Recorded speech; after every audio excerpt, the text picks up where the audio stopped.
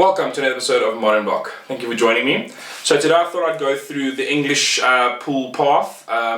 It's going to be an interesting one, but yeah, before we get into it, please comment, please share, please subscribe down below, and yeah, let's get into it. So England's first game is against Tonga. It shouldn't be a too tough one, although the Tonga guys definitely have some benefit of some nice bruises, some big players, although the other specific teams definitely pool a lot of their great talent, which is a shame for them, but I'm hoping that they can definitely muster up a great game for England. England played them once in recent time and won it. That was England won by only 16 though, and that was back in 2014.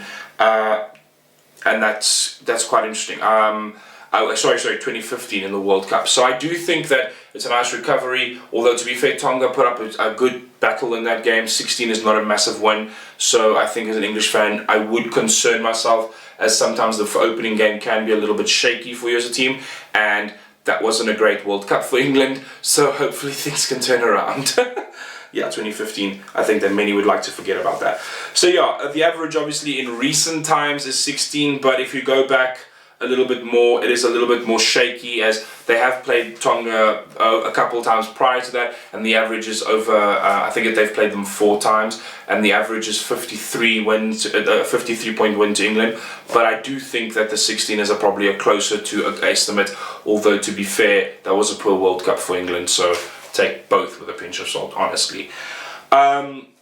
USA also won one game against them. There's not much other history, recent history. The only real last game was back in 2007 in the World Cup. That's the most recent game that's worth anything. But that is again over 10 years ago. So it's really tough to take with a pinch of salt. I'd say that game, England again, only won by 18, not a massive win. To be fair, I would actually improve USA's chances substantially. The average win though points win is 40 points, but I would lean much closer to 18, if not lower to 10. The USA team has improved dramatically over the years, especially with the inclusion of sevens in Olympics. USA has taken it a lot more seriously, and as you can see with their sevens team really perform, and USA are a team to watch. So as an English fan, I would definitely concern myself with that USA game. If they can get the right players in the situation and they can show the heart, they could really bring that into an upset. Next is probably the toughest pool game for England, and that's Argentina. They've played them 9 times in recent years and won all 9 of them, so it's not too bad.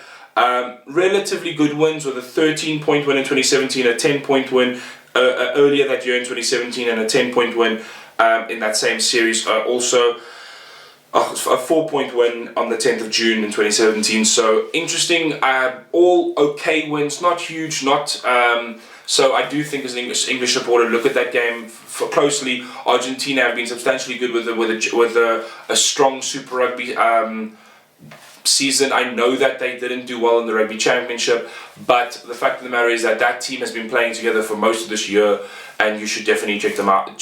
Be concerned about the performance that they could bring, especially if they can organise their scrum. Argentina will be a force to reckon with. But yeah, the average win there is England 12 of the last 5 games. So I definitely would go around that as a pick. It's a good safe pick. I think you should get your points there if you go around the 12 mark, in my opinion. The last game, also another bruiser. Some would argue on the other side that this is the toughest game. That's why this pool is definitely one of probably the hardest pool in the tournament, and that's France. They have played them 7 times and lost 3 times, no draws. But they do play France relatively very regularly, considering they play them every year in 6 Nations. So yeah, it's tough. That regularity means sometimes that you can have a bad day, and that's what this is going to. That's why I do think you should rank the Argentinian game high. But yeah, the last 3 games, it's pretty much England won by 36, a great dominant performance this year going into the World Cup, although there wasn't a great 6 Nations for England. But before that it was 6-point win to France, and then 3-point win to England before that. So tight wins, in my opinion, very tight wins, except for that last one. And I do think, unfortunately, France are the kind of team, if they arrive on the day, could beat any team in the world. And I think that's going to be probably the biggest question mark here, which makes this pick very tough. The average is England by 8, and I think that's a safe pick, although it completely depends on which French team arrives on the day. But yeah, that's kind of like England's path through the World Cup. I hope that helps you with your picks. I hope it helps you as an English fan to see where to focus, what kind of things your team is looking at, and the big challenges they're facing, the historical progress of or historical results of your team against your opponents. But yeah, if you have any further questions, please comment, please share down below, and yeah, let's get the conversation going. Thanks, guys.